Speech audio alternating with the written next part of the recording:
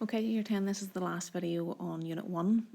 The last section is on ratio, okay, and how we use ratios, okay. First thing is to look at the way we write it and how we say it. So we would write something like that, and that is the ratio A to B, okay. So that's how we say it and that's how we write it. We're going to look at then at simplifying. When we're simplifying ratios, both the numbers or all of the numbers, sometimes ratios have more than two parts, should be whole numbers. Okay, so we shouldn't have fractions or decimals when a ratio is simplified. Okay, so if we start with a very simple one, something like the ratio 5 to 20, okay, to simplify that, we want to divide 5 and 20 by the same thing. Well, they both divide by 5. 5 divided by 5 is 1, and 20 divided by 5 will give us 4. So the ratio will be simplified to 1 to 4. Okay, it doesn't have to have a 1 in it. We'll talk about unit ratios that have 1s in them in a minute, but it doesn't have to have a 1 in it. So we could have a ratio that's something like 21 to 18. Okay, doesn't again matter that the first number is bigger than the second. That is can happen as well. They both divide by 3. So divide the left-hand side by 3, we get 7. Divide the right-hand side by 3, and 18 divided by 3 is 6. So the simplified ratio is 7 to 6. 7 and 6 don't divide by anything, so that is as simple as we can make it. Okay, if we had a ratio that was something like that, 3 to 2.5, to make that a simplified ratio, we need to make it into whole numbers. Okay. The first thing and the easiest way to do this is first of all make your mixed number into a top-heavy fraction. So that would be 3 to 5 over 2.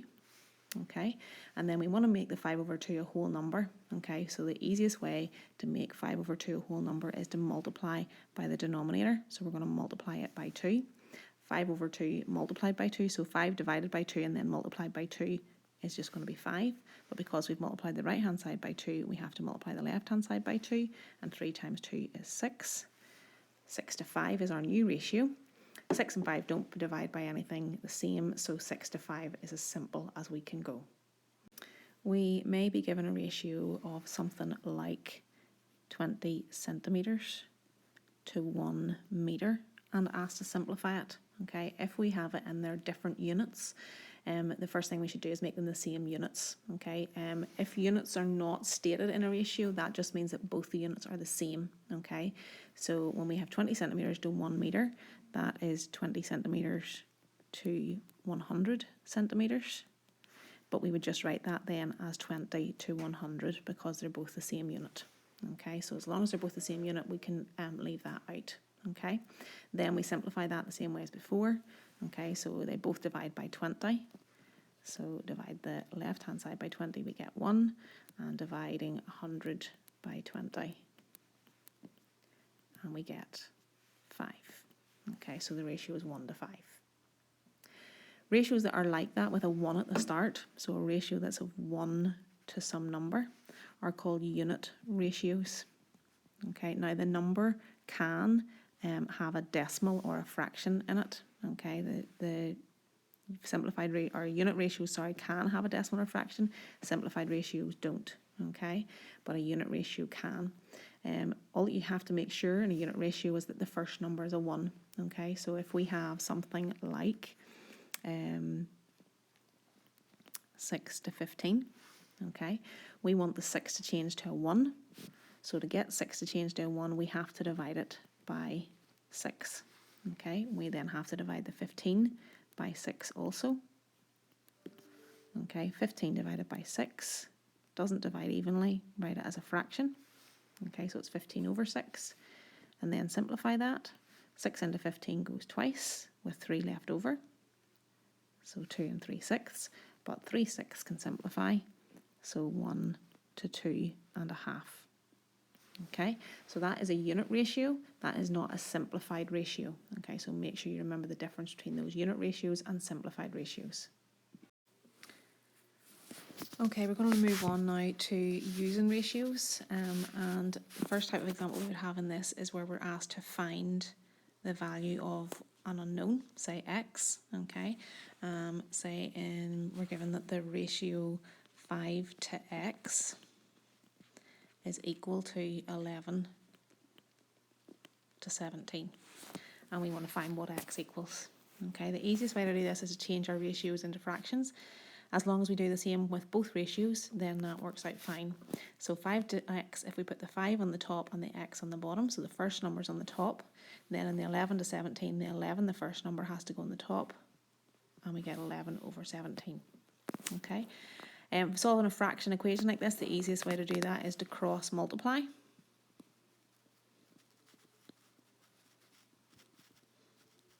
So multiplying across the equal sign, okay? So we're going to do 11 times x, and then 5 times 17. 5 times 17 is 85. And if 11x is 85, then to get x on its own, we divide by 11. So 85 over 11. And then simplify the top-heavy fraction. 11 into 85 will go 7 times, and we'll have 8 left over. So 7 and 8 elevenths. This example then says the ratio of Tom's height to Lisa's height is 8 to 5. If Tom is 1.68 metres tall, how tall is Lisa? So the first thing we would write down in this is that it's Tom's height to Lisa's height. Okay, and that ratio is 8 to 5. Okay. We know that Tom is 1.68 metres tall, and we don't know how tall Lisa is, so we're going to use a letter to stand for Lisa's height, okay? So we can put it as Tom is 1.68, and we don't know what height Lisa is, okay? We need to find what x is, then we need to find what Lisa's height is. So this is the same as the example we've just looked at, finding the missing number. Okay, so we've got two ratios that are equal to each other, and we want to find the value of x. So we take each ratio and we write them as a fraction. So the 8 to 5, 8 over 5. The 1.68 to x, so 1.68 over x. Okay, and again, like the example before, we're going to cross multiply. Now, you can have the x on the right-hand side or the left-hand side, it doesn't matter. I prefer to have it on the left-hand side, so I'm going to cross multiply the 8 and the x and get 8x. And then 1.68 times by 5 and put it on the right-hand side. Okay, 1.68 times by 5 works out to be 8.4. So 8x is equal to 8.4. And then to get what x is, we divide that by 8. So 8.4 divided by 8. And either simplify it or use a calculator, depending on the exam paper that you'll be doing. And you would get x equals 1.05. And because Tom's height was in metres, then Lisa's height will also be in metres. Another aspect of ratios is where ratios are used to divide amounts, okay, dividing an amount in a given ratio. So if we look at the example here, we have that Justin and Lee share £6,350 in the ratio 17 to 23. How much does each person get? Okay, so Justin to Lee, so if we remember that first of all, so if we write that down, that it's Justin to Lee, and that is the ratio 17 to 23. Okay, in other words, 17 parts are going to Justin and 23 parts are going to Lee. Okay, now if we think about that, that means then that we're splitting it into 40 parts altogether. Okay, Justin's going to get 17 parts out of the 40, and Lee is going to get 23 parts out of 40. Okay, so that's the fraction that each of them are going to get.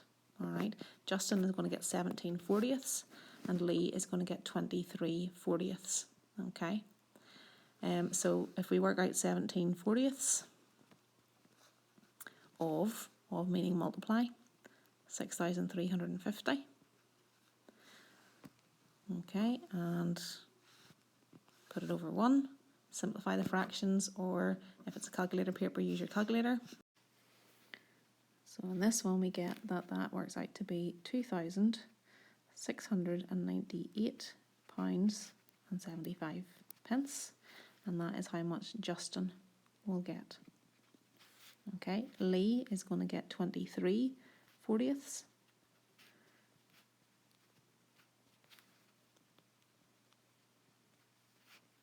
Again, writing our multiplication out, and again either simplifying it or using the calculator, and we end up with £3,651.25, and that is the amount that Lee is going to get. So that's the amount each person will get.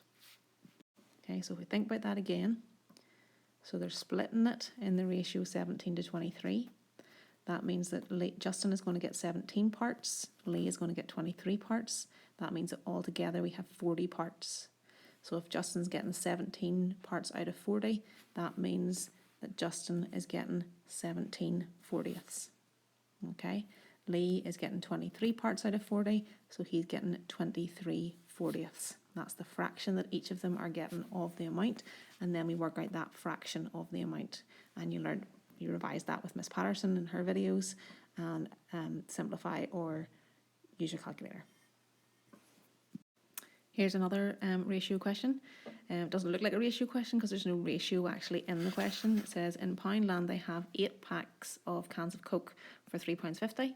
They also have an offer saying 5 cans for £2.15, and we want to know which is the best value. Okay, so like I said, it doesn't have ratios in it, but that doesn't mean it's not to do with ratios. Okay, most of you will know roughly how to do this without really thinking too much about it. But if we do it in ratio format, what we're saying is that 8 cans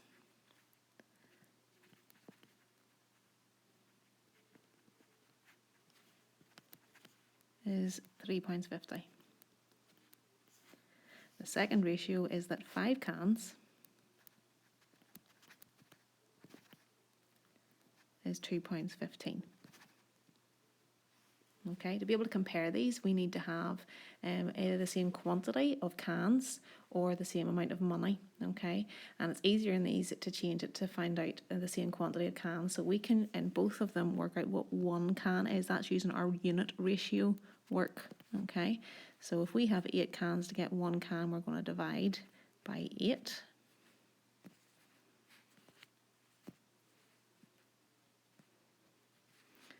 So we divide £3.50 by 8 as well.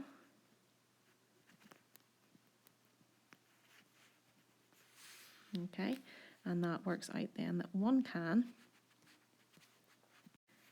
is 0.4375 pounds. Okay, in other words, 44p. Okay, if we do the same for 5 cans, so 5 cans cost £2.15. So again, we work out 1 can. Okay, so we're dividing this time by 5. So we divide the £2.15 by 5 as well. And that gives us that 1 can that way costs £0.43, so 43p. Okay, so we now know how much 1 can costs either way, so we can say which one is the best value. So it's better value, it's cheaper to buy 1 can at 43p than at 43.75p. Okay, so 5 cans is better value.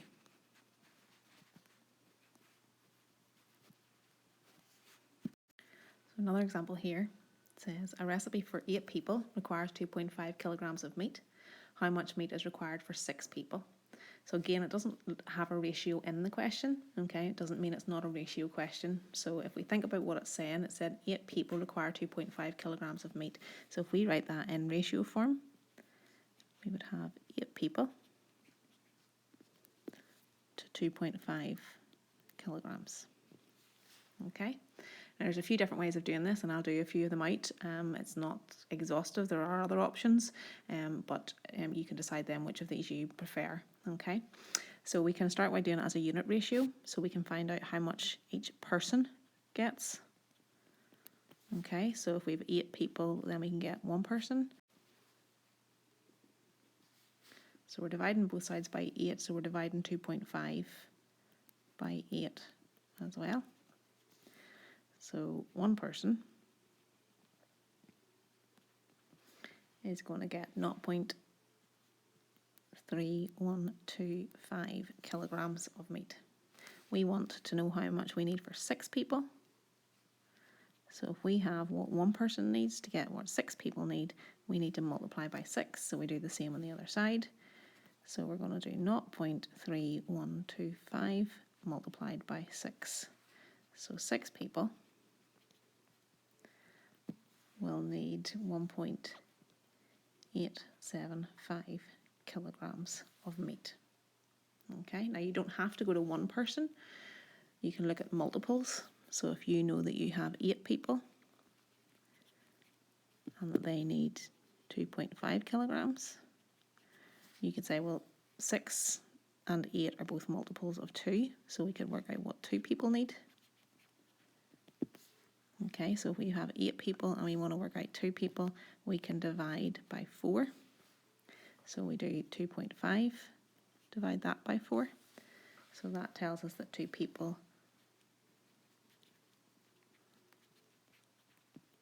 will need 0.625, and that's going to be in kilograms.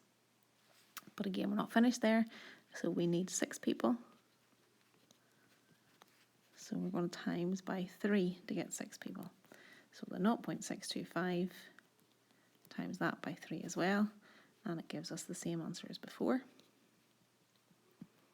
1.875 kilograms for the 6 people. Okay, another way of doing it is one of the ways we were using at the start. So if we have 8 people and they use 2.5, and we want 6 people, we don't know how much they need,